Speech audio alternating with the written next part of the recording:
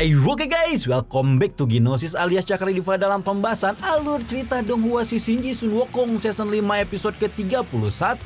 Seperti biasa sebelum masuk ke pembahasan episode kali ini, kita review dulu episode sebelumnya di mana kesatria tengkorak putih mengorbankan dirinya untuk melebur bersama pedang mata air kuning lalu meminta Tan Sanzang untuk membalaskan dendamnya kepada kaisar dengan pedang tersebut. Alhasil, pedang itu pun langsung mampu menyegel kekuatan kaisar tengkorak putih hingga akhirnya ia harus tewas di tangan Sun Wukong. Namun setelah tewasnya kaisar, kelompok Tan Sanzang mendapatkan kabar buruk dari Yi Wanqi terkait klan naga yang dikuasai oleh dewa jahat istana surga bayangan gelap. Nah, di episode kali ini kita akan lihat bagaimana situasi dan kondisi di kerajaan Asura yang sedang menggelar pertandingan penting untuk memilih kesatria baru, di mana salah satu pesertanya adalah putra Raja Asura yang selama ini berguru kepada Buddha alias Dewa Tathagata.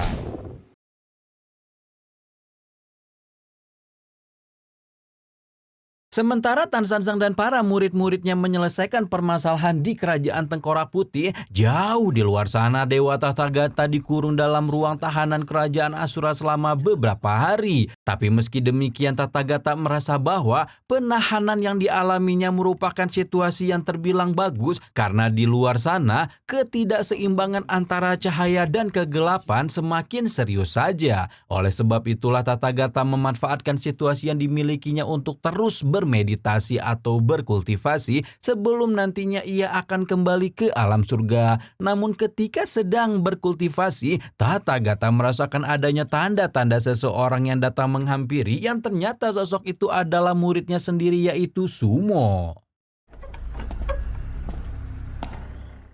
Saat Sumo datang, Tathagata sengaja menyembunyikan dirinya lalu tiba-tiba muncul sembari menguji kemampuan bertarung Sumo, di mana saat itu tindakan Tathagata sempat membuat Sumo kebingungan antara pelajaran yang telah diajarkannya dengan cara bertarung alaminya yang selalu terpancing emosi. Mendapati kebingungan Sumo, Tathagata kemudian membahas tentang persiapan ujian pertandingan, di mana ia bertanya apakah Sumo benar-benar ingin bertarung dengan cara lama yang diajarkan bangsa Asura. Untuk menjawab pertanyaan ini, Sumo yang merupakan putra Raja Asura itu pun mengatakan tidak ingin bertarung dengan cara lama, hanya saja hal tersebut cukup membuatnya kesulitan sehingga ia tidak yakin akan bisa mengendalikan diri ketika di pertandingan nanti.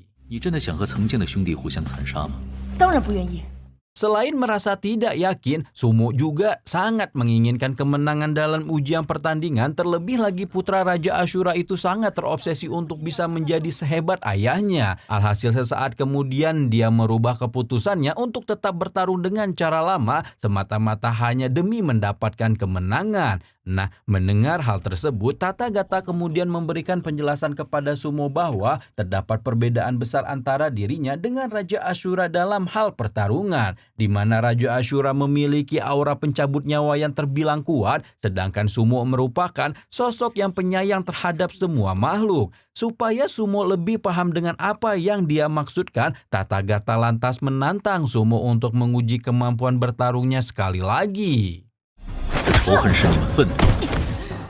Saat pertarungan itu berlangsung, Tathagata memberikan arahan kepada Sumo supaya dia mau melepaskan semua kebenciannya dan menganggap dirinya sebagai seorang musuh yang meski ia kalahkan. Dengan arahan itu Sumo berhasil membangkitkan amarah yang terpendam dalam hatinya dan nyaris saja mengalahkan Tathagata dengan kekuatannya. Namun sebelum Tathagata terkalahkan, dia sengaja menyodorkan seekor burung ke hadapan Sumo sehingga membuat Sumo otomatis menghentikan penyerangannya yang takut kena salah sasaran.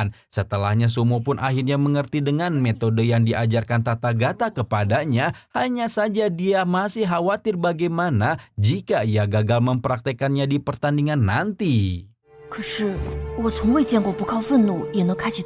Mendengar kekhawatiran Sumo, Tathagata kemudian memberikan lagi penjelasannya bahwa dia sangat yakin Sumo akan bisa melakukannya di pertandingan nanti. Dia pun juga memberikan tahu Sumo bahwa cara untuk mengalahkan lawan-lawannya nanti tidak harus terlalu terpaku kepada cara lama yang diajarkan bangsa Asura yang selalu membangkitkan kekuatan lewat kemarahan, tetapi bisa juga dengan mengandalkan cinta dan pengekangan terhadap lawan. Dari penjelasan itu Sumo akhirnya akhirnya membulatkan tekad untuk bertarung dengan gaya baru yang diajarkan Tathagata dan bertekad untuk membuktikan keberhasilannya kepada ayahnya yang masih menganut gaya bertarung lama. 我会向父王证明，阿修罗的战斗方式并不只有杀戮。 Melihat kebulatan tekad anak didiknya, Rulai kemudian mengingatkan sesuatu kepada Sumo bahwa dengan kekuatan yang dimilikinya saat ini, Sumo sudah bisa memenangkan pertarungan. Hanya saja untuk menghadapi pertandingan beberapa hari ke depan, Sumo diminta untuk berlatih lebih keras lagi jika tujuan utamanya adalah untuk menjadi kesatria Asura nomor 1. Nah, mendengar ucapan Tathagata alias Dewa Rulai, Sumo pun meyakinkan gurunya itu untuk tidak khawatir sembari mengatakan bahwa dia sudah punya cara jitu untuk menghadapi seluruh lawannya di pertandingan Asura nanti. 好的，如来老师，我想我已经知道。 Singkat cerita, hari pertandingan pun tiba. Sebelum pertandingan dimulai, seluruh peserta yang akan berpartisipasi dikumpulkan di sebuah ruangan khusus di mana saat itu mereka semua tampak giat berlatih untuk terakhir kalinya. Di tengah sesi latihan terakhir itu, Sumo tiba-tiba memasuki ruangan tersebut yang seketika kedatangannya langsung mengheningkan suasana dalam ruangan. Seolah-olah mereka semua sangat menghormati sosok putra Raja Asura itu. Setelah Sumo melewati kerumunan orang-orang yang berlatih, para peserta itu pun kembali rusuh tenggelam dalam sesi latihannya dengan lawan masing-masing.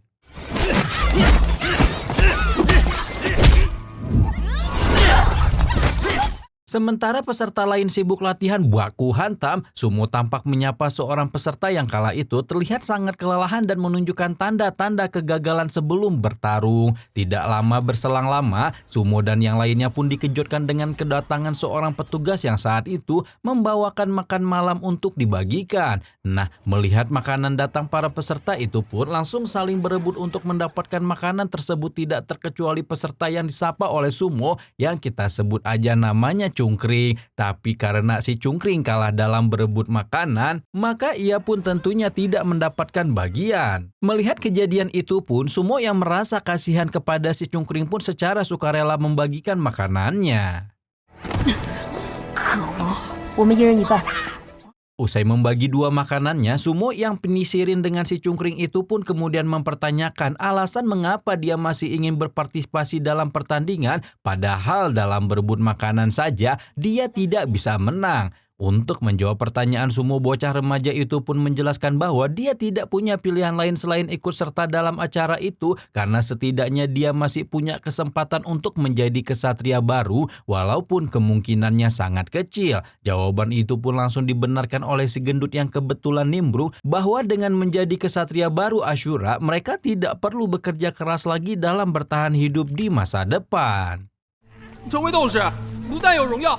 Mendengar alasan mereka berdua, Sumo kemudian menyampaikan pandangannya bahwa dengan mengikuti pertandingan mereka semua bisa saja kehilangan nyawa karena hanya ada satu orang lah yang akan menjadi kesatria Asura muda. Mendapati pendapat Sumo, Cungkring dan si gendut pun menunjukkan ketidakpeduliannya terhadap bahaya pertandingan di mana mereka tetap bersikeras untuk mengikuti pertandingan sekalipun ujung-ujungnya harus berakhir dengan kematian. Respon mereka pun akhirnya membuat Sumo tergerak untuk memberikan sisa makanan yang dimilikinya kepada si Cungkring, seolah-olah dia dapat menebak kalau itu adalah kesempatan terakhir lawannya untuk makan malam. 这个也给你吧。 Tanpa banyak berpikir, Cungkring yang memang sedang kelaparan itu pun menerima pemberian Sumo, tetapi ia menegaskan satu hal kepada Sumo bahwa meskipun Sumo telah menghasihaninya dengan makanan, di pertandingan nanti dia tidak akan pernah berbelas kasihan kepada Sumo. Nah, pernyataan Cungkring pun ditimpali oleh si gendut yang juga menegaskan bahwa meskipun Sumo merupakan putra dari Raja Asura, status tersebut tidak akan pernah membuat mereka mundur dari pertandingan ataupun menyerah kepada Sumo di pertandingan besok. Mendengar kebulatan tekad mereka, Sumo pun akhirnya mulai memperhatikan peserta lainnya sembari memikirkan cara supaya semua peserta tetap bertahan hidup. 大家都会活下去的。Keesokan harinya Rulai tampak dijemput oleh Huji untuk menyaksikan langsung acara pertandingan di kerajaan Ashura, di mana penjemputan tersebut diminta langsung oleh Raja Ashura sehingga membuat Dewa Rulai menjadi sedikit tenang karena pada dasarnya dia pun ingin bertemu sang raja untuk membicarakan beberapa hal penting. Setelah mereka berdua tiba di tempat pertandingan, Dewa Rulai diminta untuk duduk di kursi yang telah disediakan, sementara Huji langsung membuka acara pertandingan dengan menyuruh seluruh peserta untuk memasuki arena pertandingan. Tidak berselang lama para peserta pertandingan pun memasuki arena, tidak terkecuali Sumo yang sesampainya di arena langsung menatap ke arah sang Raja Ashura yang duduk manis di singgasananya. Sementara itu Raja Ashura sendiri kemudian dihampiri oleh Dewa Rulai yang seketika langsung menyampaikan beberapa pendapatnya terkait ujian pertandingan yang digelar kerajaan Ashura itu, di mana menurut Dewa Rulai pertandingan tersebut dinilai telah terlalu kuno dan sangat kaku karena harus mengorbankan banyak jiwa tidak bersalah hanya demi mendapatkan seorang kesatria baru. Namun pendapat Dewa Rulai itu tidak terlalu dipedulikan oleh Raja Ashura yang tetap bersikeras untuk mempertahankan tradisi lamanya dalam mencari kesatria Ashura baru. Selagi mereka berdua bercakap-cakap, Huji yang merupakan pemimpin acara pertandingan sibuk memberi arahan kepada semua peserta yang seketika semua arahannya selesai disampaikan, maka arena pertandingan pun langsung dipenuhi oleh suara baku hantam.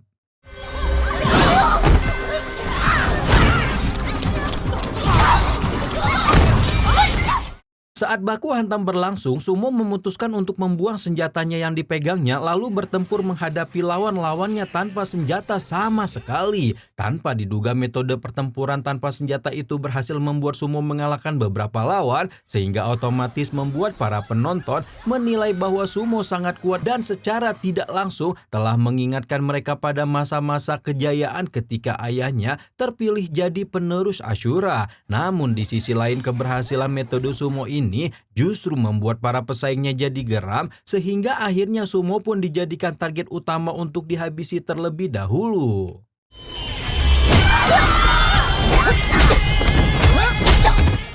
Selagi Sumo diserang sekumpulan lawannya, Dewa Rulai melanjutkan obrolannya dengan Raja Ashura di mana saat itu dia mengungkapkan rasa terkejutnya karena tidak menyangka raja mengizinkan putranya untuk belajar dari dirinya. Namun terlepas dari keterkejutan itu, Dewa Rulai juga menyampaikan harapannya bahwa jika Sumo memenangkan pertandingan, maka otomatis dia akan bisa membawa perubahan besar bagi bangsa Ashura agar tidak terlalu kuno lagi dalam menjalankan pemerintahannya. Mendengar harapan Dewa Rulai, raja jelas menunjukkan perbedaan pendapatnya di mana menurutnya tradisi kerajaan Ashura itu tidak akan mungkin berubah dalam waktu singkat.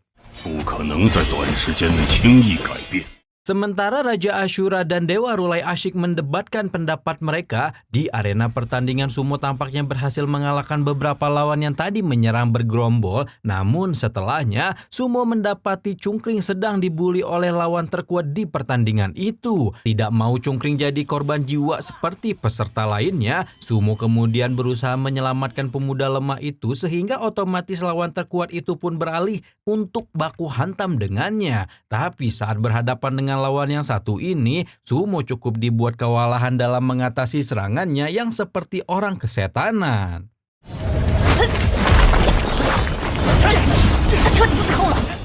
Setelah pertarungan mereka berlangsung beberapa saat, Sumo akhirnya menggunakan metode yang diajarkan guru Rulai terakhir kali dan tanpa diduga metode tersebut pun berhasil ia gunakan untuk mengalahkan lawan terkuat itu. Keberhasilan itu pun membuat Sumo disambut sukacita dengan sorak-sorai teriakan dari bangku penonton, terlebih saat ini sudah tidak ada lagi yang berdiri di arena selain dirinya. Menyadari situasi ini, Sumo pun merasa dirinya telah memenangkan pertandingan, namun tiba-tiba